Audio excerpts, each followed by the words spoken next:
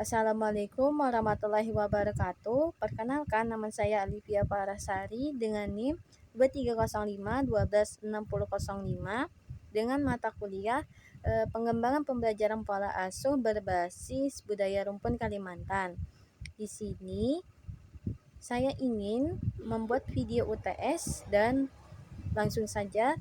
Yang pertama ada Cultural Deconstruction. Saya telah mewawancarai acil saya yang sukunya Banjar. Dan pada pola asuh, masyarakat Banjar pada umumnya sangat menekankan pendidikan agama sejak dini, yang dimana anak-anak didorong untuk belajar mengaji di TPA ataupun di TPQ. Dan biasanya saat ngaji itu setelah sholat maghrib.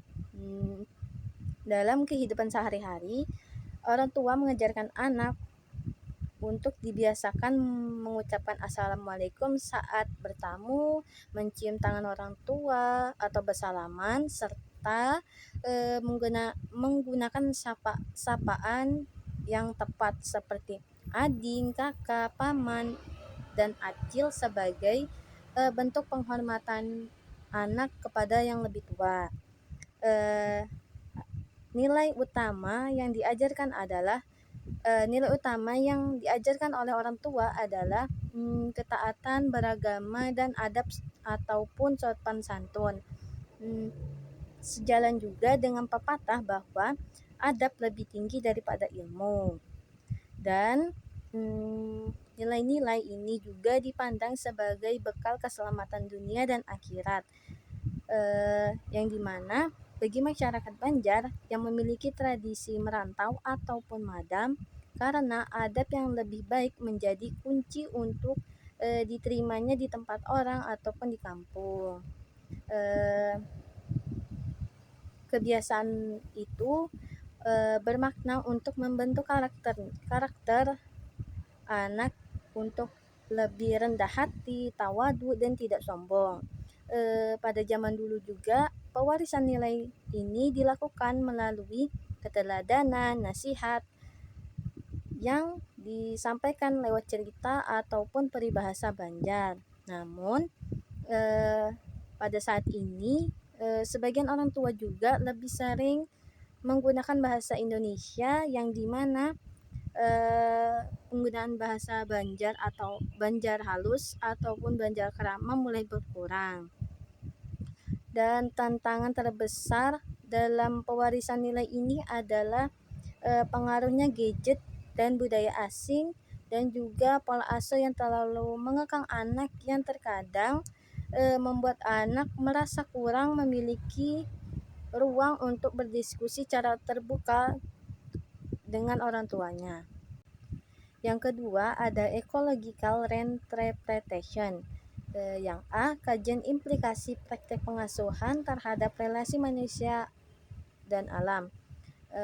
Praktek pengasuhan masyarakat Banjar ini menekankan nilai religiusitas, alam, dan keteladanan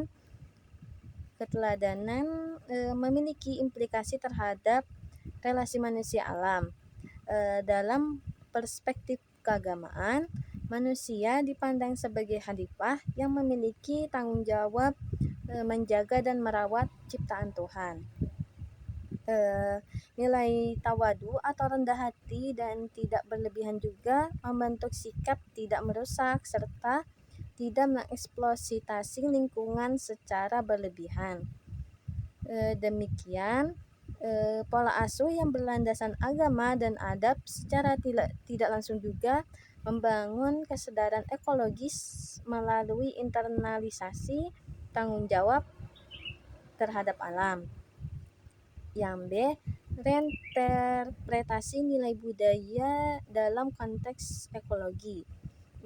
Nilai ketaatan beragama dan sopan santun juga dapat dimaknai ulang sebagai dasar perilaku peduli lingkungan, seperti anak-anak menjaga kebersihan dan tidak membuang sampah sembarangan, memelihara sumber daya alam, dan etika berkelanjutan ini tercermin dari sikap hidup yang sederhana, yaitu tidak boros, serta menghargai alam sebagai amanah. Dan dalam konteks pendidikan anak usia dini berbasis ekologis, ini nilai-nilai budaya Banjar dapat diintegrasikan melalui pembiasaan, keteladanan, penggunaan bahasa, serta cerita rakyat yang mengandung pesan pelestarian lingkungan. Dengan demikian, budaya berperan sebagai mediator yang menjembatani pembentukan nilai religius menjadi kesadaran ekologis sejak dini. Yang C, ada contoh konkret implementasi dalam pembelajaran PAUD. Implementasi pada pembelajaran PAUD dapat dilakukan melalui kegiatan rutin seperti membiasakan anak membuang sampah pada tempatnya, kegiatan menanam dan merawat tanaman, dan penggunaan cerita atau peribahasa Banjar yang mengandung pesan menjaga alam. Dan guru juga dapat mengajak anak mengamati lingkungan sekitar sekolah dan berdiskusi tentang pentingnya menjaga kebersihan sungai dan halaman sekolah ataupun halaman di rumah. Melalui pendekatan ini, budaya lokal tidak hanya dilestarikan tetapi juga menjadi sarana efektif dalam membentuk nilai ekologis dan pada anak usia dini.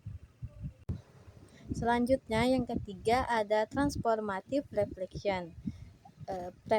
Refleksi transformatif pembelajaran ini mengubah cara pandang saya tentang budaya dan pendidikan. Saya menyadari bahwa budaya bukan hanya tradisi turun-menurun, tetapi ini juga fondasi penting dalam membentuk karakter anak, cara berpikir, dan sikap anak usia dini. Budaya juga berperan dalam pembentukan identitas dan nilai kehidupan. Saya juga memahami bahwa praktek pengasuhan seperti pembiasaan adab, teladanan, dan penggunaan peribahasa mengandung makna moral yang mendalam. Nilai-nilai tersebut tidak hanya mengajarkan sopan santun, tetapi juga tanggung jawab, termasuk dalam menjaga hubungan dengan lingkungan dan hidup secara sederhana. Pada perkembangan zaman, terdapat tantangan antara nilai tradisional dan konteks modern. Namun, saya memiliki peluang untuk menafsirkan kembali nilai budaya agar tetap relevan. Dengan sikap kritis dan adaptif, budaya dapat menjadi jembatan antara tradisional dan pendidikan masa kini. Dan yang keempat, terakhir ada professional identity positioning. Refleksi ini membentuk identitas saya sebagai calon guru yang tidak hanya berorientasi pada pencapaian akademik, tetapi pada pembentukan karakter anak berbasis nilai budaya. Saya juga menyadari bahwa guru bukan sekadar menyampaikan materi, melainkan perantara nilai yang memberikan makna dalam proses pendidikan. Oleh karena itu, memahami latar belakang budaya peserta didik menjadi bagian penting saya dalam praktek mengajar. Saya juga memposisikan diri saya sebagai pendidik yang responsif terhadap budaya dengan menghargai dan mengintegrasikan kearifan lokal dalam pembelajaran. Saya juga menyadari bahwa guru memiliki tanggung jawab ekologis, yaitu menanamkan kepedulian terhadap lingkungan sejak usia dini melalui pembiasaan dan keteladanan.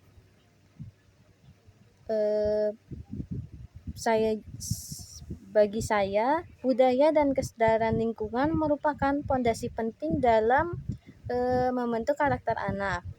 Kedepannya, saya berkomitmen mengembangkan pembelajaran yang kontekstual, berakar pada lokal, serta mendorong kesadaran keberlanjutan saya yang ingin menciptakan ruang dialog antara nilai tradisional dan perkembangan modern agar peserta didik tumbuh menjadi pribadi yang berkarakter, kritis, dan bertanggung jawab terhadap lingkungan serta masyarakat di sekitarnya.